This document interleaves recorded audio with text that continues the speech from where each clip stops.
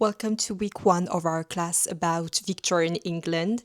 This lecture is part of three lectures about Victorian England, and this one is going to be an introduction to Victorian England. If you want to learn more about the Victorian era and other topics that I teach on this channel, please give me a follow. It greatly supports me. The Victorian era refers to one of the most transformative periods in British history. This era is marked by dramatic economic, political, social, and cultural changes. Although the name of the era comes from Queen Victoria, who ruled between 1837 to 1901, historians often use the term more broadly to refer to changes that began before her ascension and continued even after her death. The Encyclopedia Britannica, for instance, dates the Victorian era from around 1820 to 1914, emphasizing long-term structural changes rather than the strict reign of the monarch.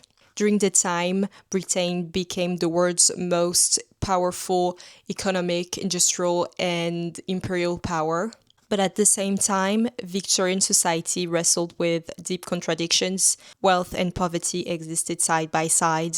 Moral certainty coexisted with scientific doubt, and progress brought both opportunity and exploitation. Understanding the Victorian era helps to understand the foundations of the modern industrial world. One of the most defining features of the Victorian era was the Industrial Revolution. Although industrialization began in Britain in the late 18th century, its most profound effects were felt in the early 19th century, particularly from the 1820s onwards.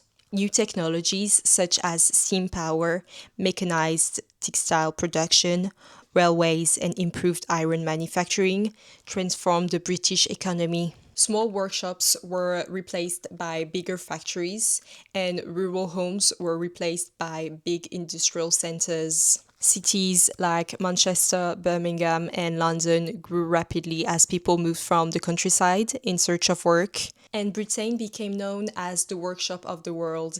They produced goods not only for domestic consumption, but also for export across the globe. The economic growth at the time was huge, and Britain became the richest nation during much of the 19th century, but wealth was very unevenly distributed. While the industrialists and the merchants could accumulate a lot of wealth, many workers faced long hours, low wages, and unsafe working conditions. Over time, public pressure led to reforms that improved wages, reduced child labor, and increased workplace safety. But these changes developed gradually across the century. Now, another big important part of the Victorian era was the class structure. The Victorian society was highly structured and influenced by class distinctions. Society was commonly divided into the working class, the middle class, and the upper class. The working class made up the majority of the population. It depended on wages earned in factories, mines, domestic service, or agriculture. Their living conditions were often crowded and unhealthy, especially in rapidly growing industrial cities. During the period, the middle class significantly expanded, and it quickly became one of the most influential social groups. Middle-class Victorians often emphasized values such as respectability, self-discipline, education, and moral behavior. And finally, the upper class, including aristocrats and landowners, retained significant political and social influence, though their dominance was increasingly challenged by wealthy industrialists. Gender roles were obviously also strongly defined.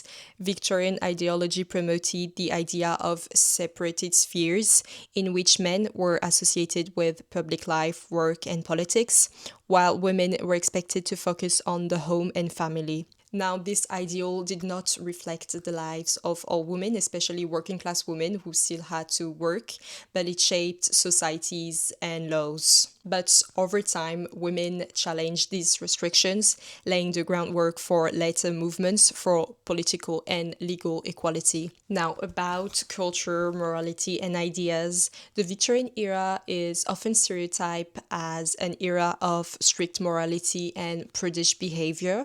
While it is true that morals such as duty, restraint, and respectability were widely promoted, this image oversimplifies a much more complex society.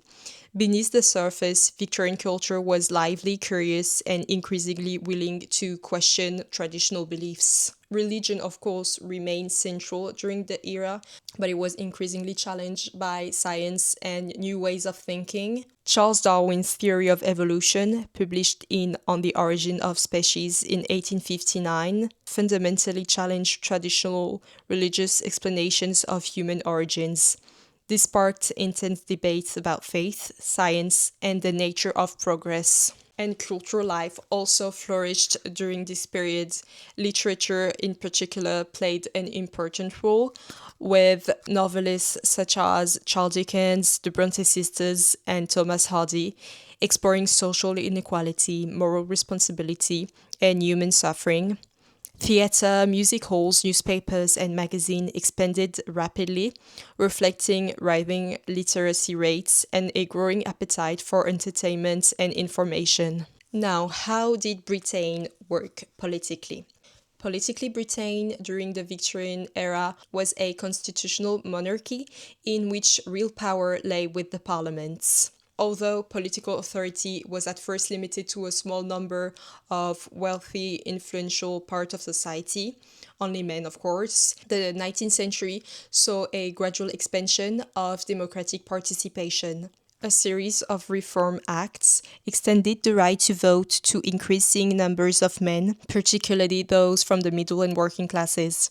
While women did not gain the vote until the 20th century, the Victorian period saw the emergence of organized campaigns for women's rights, including suffrage movements. The government also passed various social reforms aimed at addressing the problems created by industrialization. Laws were introduced to regulate factory work, improve public health, expand education, and reduce poverty. The abolition of slavery throughout the British Empire earlier in the century also reflected changing moral and political attitudes, although the legacy of slavery and exploitation remained deeply embedded in imperial systems. Of course, Britain at the time was an imperial empire, and the Victorian era was the height of this empire. By the late 19th century, Britain controlled territories in Asia, Africa, the Americas, and the Pacific. The empire played a crucial role in Britain's economy, providing raw materials, new markets, and opportunities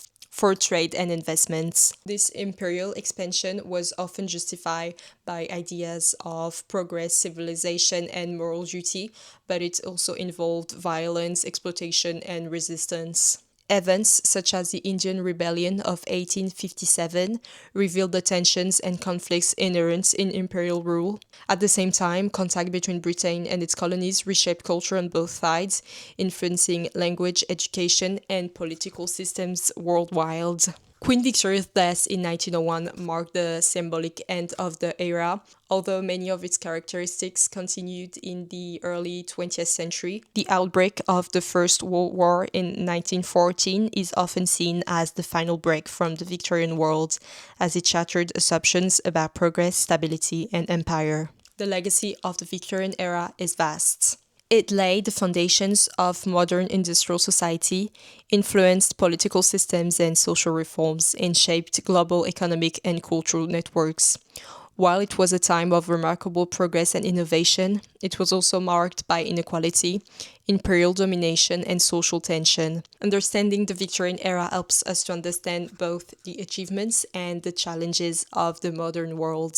I hope you enjoyed this first lecture on Victorian era. I made this first introduction for us to understand the main features and challenges of this era. During the next lecture about the Victorian era, we will go more in depth about morality, class, and social order. So if you're interested in learning more about that, please follow me. I hope you enjoyed the class, and I'll see you next week for another lecture. This one will be about art history and impressionism. And I'll see you next week for another video. Bye!